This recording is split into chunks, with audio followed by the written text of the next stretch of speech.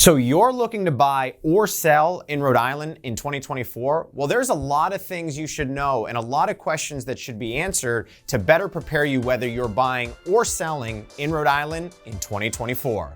Let's dive in.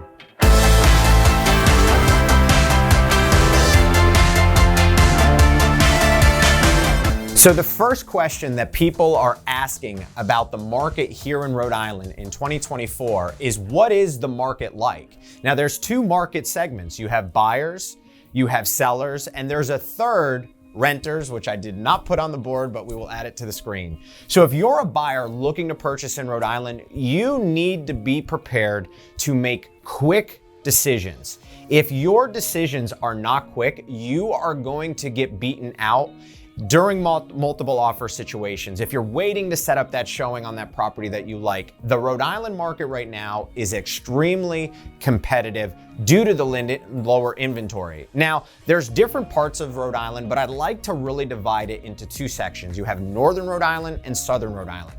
Keep in mind that for buyers, Northern Rhode Island, the price points tend to be lower, so there's just more buyers within that market because it's at a more affordable price point. So you have to understand it is very competitive. There are still multiple offer situations every single day.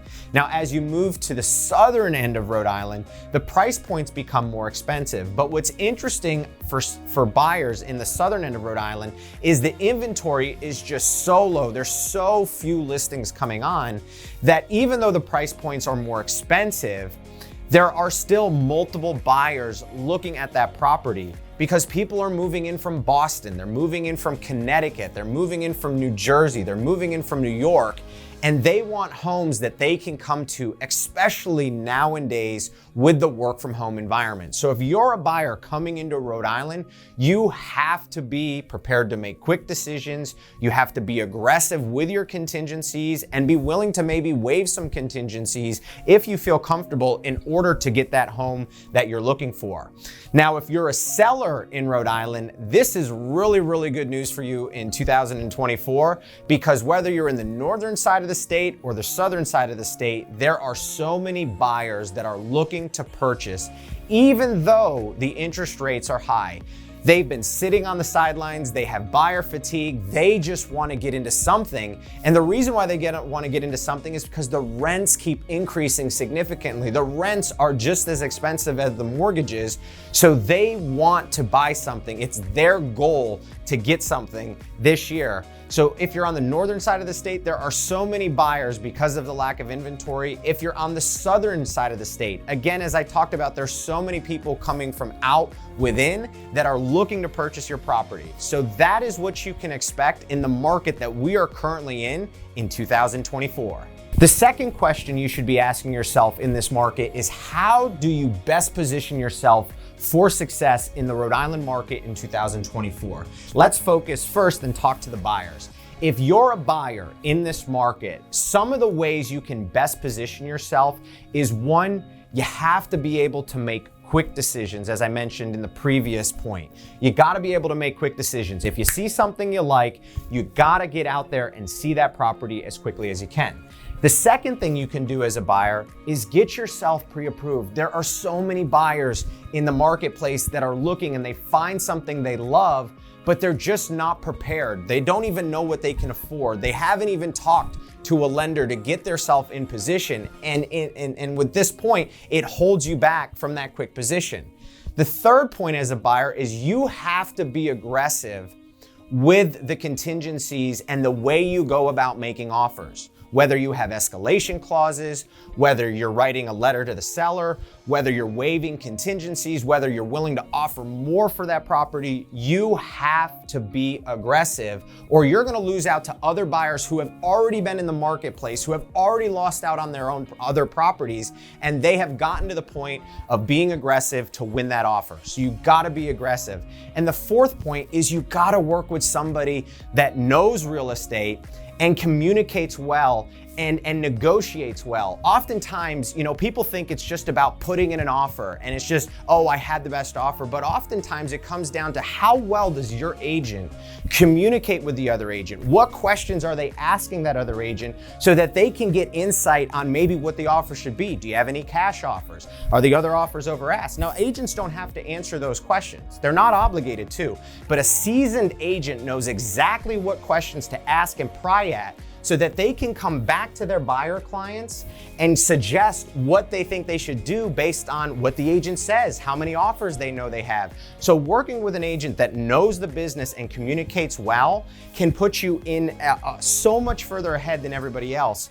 And the fifth point that I want to drive home, a lot of people are relying on Realtor.com, they rely on Zillow, and those are great sites. They're the public MLS, and they're easier platforms to use than a lot of the multiple listing services. But the one advantage that you're not thinking of about the multiple listing service that I can add you to is it gives you real-time notifications.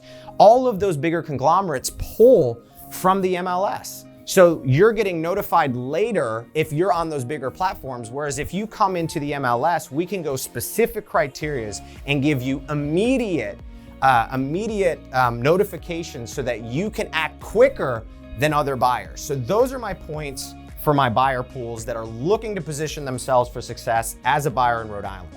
Now, if you're a seller, how do you position yourself for success? Well, the first thing is you have to have a process. Successful agents who sell a lot of real estate, they have a successful process. I have a 6-step process that I put every listing through because oftentimes a lot of the agents are doing this part-time. A lot of the agents don't really sell more than 5 homes a year. So they don't really have a process and they want to rush because they're excited to get that listing. The key to getting top dollar for your home is having that process in place, a proven process, so that you're able to get top dollar. Here's one tip that I can give you.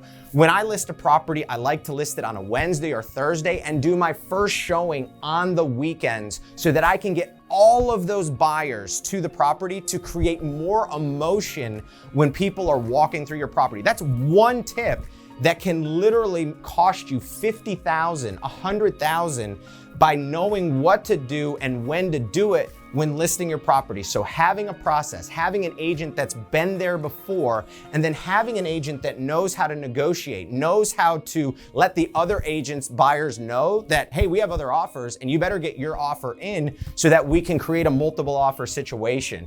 Sellers right now, I cannot stress this enough, you are in such a well-positioned market that if you are thinking of moving or downsizing in Rhode Island's market in 2024, now is the time to start thinking about preparing the listing for the upcoming months because there are plenty of buyers out there. This is how you can best position yourself for success in this market, whether you're a buyer or a seller.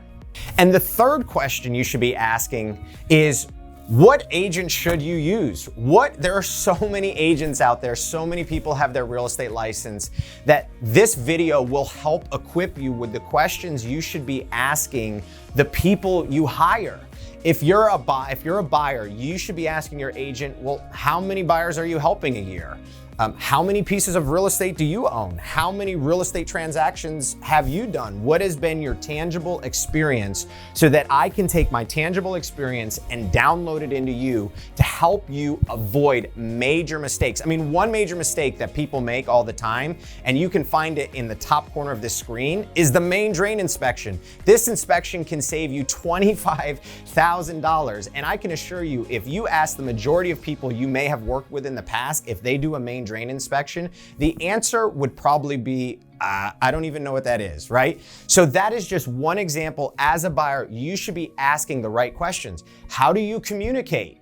Do you communicate text? Do you communicate by email? Do you communicate by call? Do you communicate by Slack? You have to be able to communicate quickly with your buyer's agents so that they can get you into the property and you can get the home that you dream of, that you like, that you love, that you've been waiting for to come on the market. So as buyers, those are the questions you should be asking. As sellers, these are gonna be similar questions too. How many homes a year are you selling? How long have you been in the business? How many transactions per year do you do? What is your marketing plan? I mean, there's so many people. Let me use an example really quick. If you were to remodel your kitchen, would you hire somebody who has only remodeled one kitchen? I don't care if they're a family member. I don't care if they're a friend.